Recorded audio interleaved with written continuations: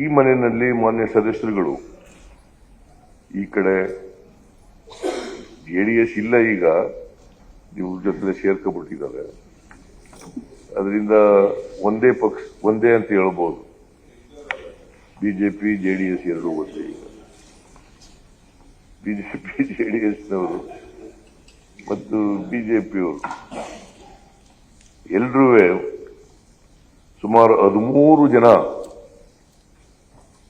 ಮಾನ್ಯ ಸದಸ್ಯರುಗಳು ಚರ್ಚೆಯಲ್ಲಿ ಭಾಗವಹಿಸಿದ್ದಾರೆ.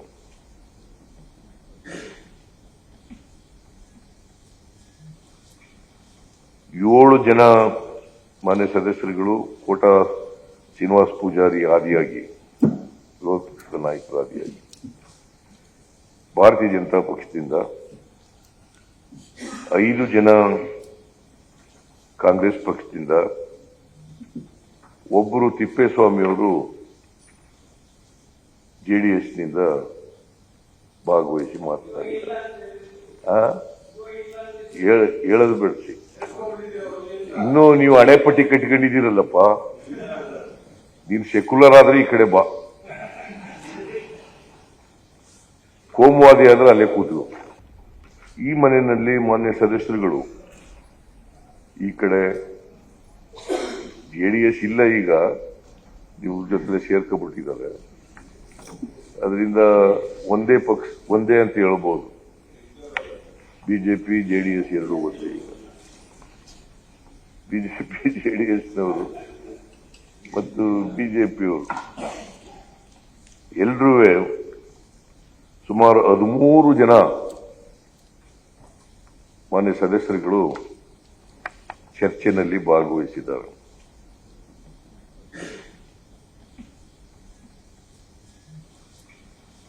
ಏಳು ಜನ ಮಾನ್ಯ ಸದಸ್ಯರುಗಳು ಕೋಟಾ ಶ್ರೀನಿವಾಸ ಪೂಜಾರಿ ಆದಿಯಾಗಿ, ವಿರೋಧ ಪಕ್ಷದ ನಾಯಕರು ಆದಿಯಾಗಿ, ಭಾರತೀಯ ಜನತಾ ಪಕ್ಷದಿಂದ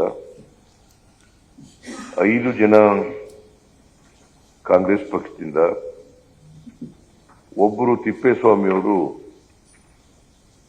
ಜೆಡಿಎಸ್ನಿಂದ ಭಾಗವಹಿಸಿ ಮಾತನಾಡಿದ್ದಾರೆ.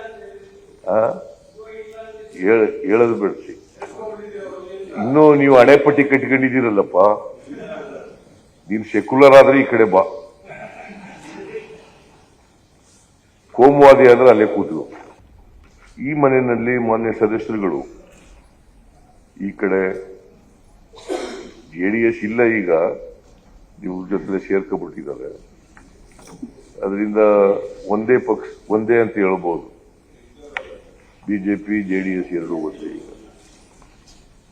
ಬಿಜೆಪಿ ಜೆಡಿಎಸ್ನವರು ಮತ್ತು ಬಿಜೆಪಿಯವರು ಎಲ್ಲರೂ ಸುಮಾರು 13 ಜನ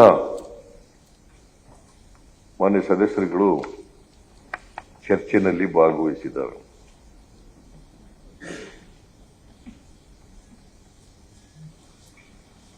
ಏಳು ಜನ ಮಾನ್ಯ ಸದಸ್ಯರುಗಳು ಕೋಟಾ ಶ್ರೀನಿವಾಸ ಪೂಜಾರಿ ಆದಿಯಾಗಿ, ವಿರೋಧ ಪಕ್ಷದ ನಾಯಕರು ಆದಿಯಾಗಿ, ಭಾರತೀಯ ಜನತಾ ಪಕ್ಷದಿಂದ 5 ಜನ ಕಾಂಗ್ರೆಸ್ ಪಕ್ಷದಿಂದ, ಒಬ್ಬರು ತಿಪ್ಪೇಸ್ವಾಮಿಯವರು ಜೆಡಿಎಸ್ನಿಂದ ಭಾಗವಹಿಸಿ ಮಾತನಾಡಿದ್ದಾರೆ. ಹೇಳೋದು ಬಿಡಿಸಿ, ಇನ್ನೂ ನೀವು ಹಣೆಪಟ್ಟಿ ಕಟ್ಕೊಂಡಿದ್ದೀರಲ್ಲಪ್ಪ, ನೀನು ಸೆಕ್ಯುಲರ್ ಆದ್ರೆ ಈ ಕಡೆ ಬಾ, ಕೋಮುವಾದಿ ಆದ್ರೆ ಅಲ್ಲೇ ಕೂತು. ಅನುಕ್ಷಣದ ಸುದ್ದಿಗಳಿಗಾಗಿ ವಿಸ್ತಾರ ನ್ಯೂಸ್ ಯೂಟ್ಯೂಬ್ ಚಾನೆಲ್ ಸಬ್ಸ್ಕ್ರೈಬ್ ಮಾಡಿ. ಹೊಸ ಸುದ್ದಿಗಳ ನೋಟಿಫಿಕೇಶನ್ಗಾಗಿ ಬೆಲ್ ಐಕಾನ್ ಕ್ಲಿಕ್ ಮಾಡಿ. ಲೇಟೆಸ್ಟ್ ಅಪ್ಡೇಟ್ಸ್ಗಾಗಿ www.vistaranews.com ವೆಬ್ಸೈಟ್ಗೆ ವಿಸಿಟ್ ಮಾಡಿ. ಅಂಗೈಯಲ್ಲೇ ಜಗತ್ತಿನ ಸುದ್ದಿ ತಿಳಿಯಲು ವಿಸ್ತಾರ ನ್ಯೂಸ್ ಕನ್ನಡ ಆಪ್ ಡೌನ್ಲೋಡ್ ಮಾಡಿ.